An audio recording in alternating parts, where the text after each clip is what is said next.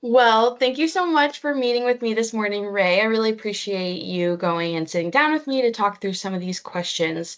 So, I thought we could start by you telling us a little bit more about yourself, your year, major, anything else you'd like to share about where you are currently. All right, thank you so much. I'm so excited. This is just a great blessing. So, my name is Ray Tedoco. I attend Arizona State University and I'm studying journalism and mass communication. I'll be a rising sophomore this fall, so I'm really excited. I'm also in ASU's Barrett the Honors College, and I take a lot of pride being a first generation student. So, that's just a little bit about me. Yeah. So, how were you involved in the College Mentor program? So I'm originally from Columbus, Ohio, and when I was in fourth grade, my family moved to the inner city part of Columbus, and I ended up attending this school called Hamilton STEM Academy, one inside of the Columbus City school system. And every Thursday, they would ask for kids to go drive to Ohio State's campus. And my teacher came up to me after class and was like, "Hey, you should join this program. It's really great. I know you're not from Columbus, like this side of the area, but it would be really great for you." And I signed up right away. And then it was 1 week after school they had the shuttle bus come and pick us up. And I just remember the scent of like strawberries. That's just like what the bus smelled like. And so I would be so excited to get on. There were so many of us from like kindergarten to fifth grade getting on this bus, the shuttle. And the ride was only like 10 minutes. So it was just so cool. And I'm only 10 getting on this bus, like so excited. I have my backpack on and I'm like, I can't wait to go. That's awesome. So you already shared that you remember the scent of strawberries, but what else do you remember about the program? Like any activities your mentor did? Anything really like stand out from your time in the program? So my mentor's name was Amy. She was amazing. The funny thing about her was she wasn't supposed to be my mentor at first. The kid that she was supposed to have ended up dropping out of the program, and then the mentor I was supposed to have couldn't do the program anymore and we just ended up matching. And her birthday's actually the day before mine. So that was kind of the craziest thing ever.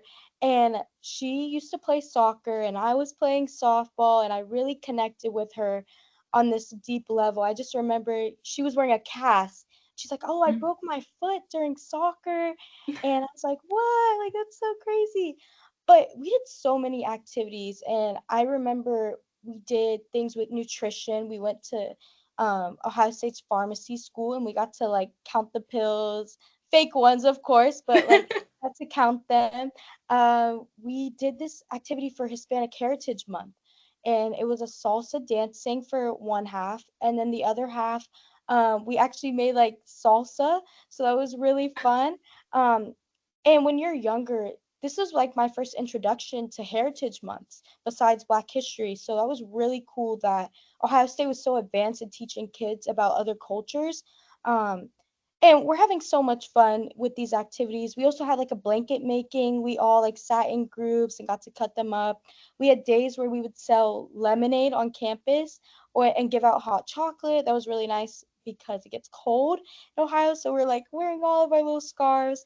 And then my mentor got to pick one of our activities that we did, and she was like, "It's gonna be so cool. It's a surprise. Like you'll just you'll know when you know." I was like, "Okay." And she takes us to the police station with the police horses, and I remember these huge horses, like they're tall, and we get to sit on them, we get to brush them, we get to talk to the police and talk about animal care. And at this young age, we really get to learn about careers and what are the possibilities. Amy was doing nutrition at the time. I'm not doing nutrition, but it was just inspiring to see all the options or what can we do or maybe the pathways that we can take. Like college is really possible. And I just remember working so hard after doing college mentors for kids to get to college because of all the experiences in this program. That's awesome. Thank you so much for sharing a little bit more about your story.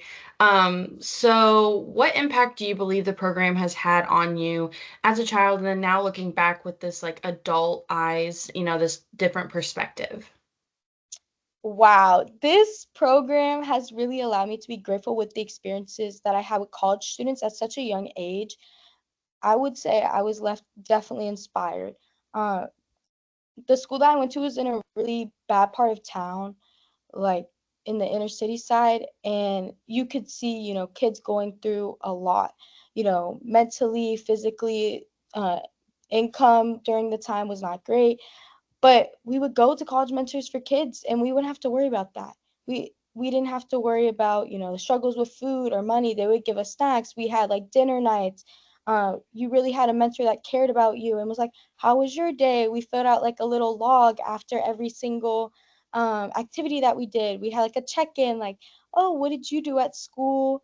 Um, or like, rate how you felt today. Then I would write about Amy would write about me, and it was just a nice connection, and you really felt like you had someone to look up to. You had or like, rate how you felt today. Then I would write about Amy would write about me, and it was just a nice connection, and you really felt like you had someone to look up to. You had someone that was going to guide you. And we're elementary school kids at the time, you know. A lot of these kids, they're still deciding, "Oh, do I like school?" or, "I hate gym class," or "I love to read."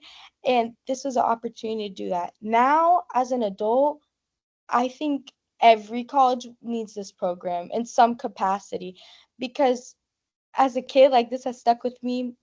Almost 10 years now have passed, and that's like, to me, that's so crazy to think about because I feel like it was just yesterday.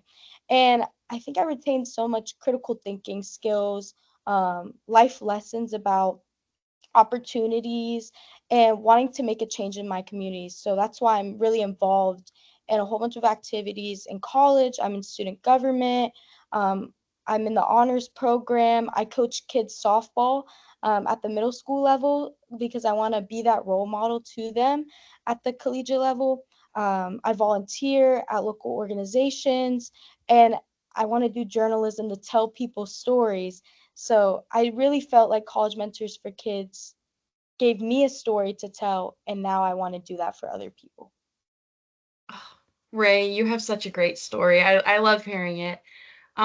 So I think you shared a little bit, but what are some of your passions and kind of what you hope to do in the future? You have already experienced so much, but you have so much yet to. So what's your passions? What's your future looking like? So I plan to graduate in May 2027 from Arizona State University with my bachelor's. I'll be the first in my family to do that. That's like a big check mark for me. But my strong passion is for broadcast journalism, and I want to work in a cultural city like a New Orleans or Chicago, maybe Las Vegas, because there are those communities that I grew up in, and I want to give back to those communities and share their voices. But one thing a lot of people don't know is that I actually, after I have a career in journalism, I want to go back and work in education.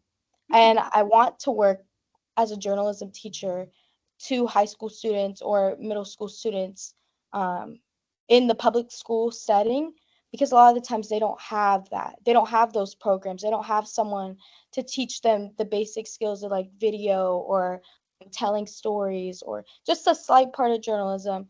And I think there are kids out there who need that boost and that passion. I want to be able to share that. Uh, like the schools in Columbus, some of them don't have those programs. They may not even get there in college either because they may have a full ride to a community college, but that community college may not offer it.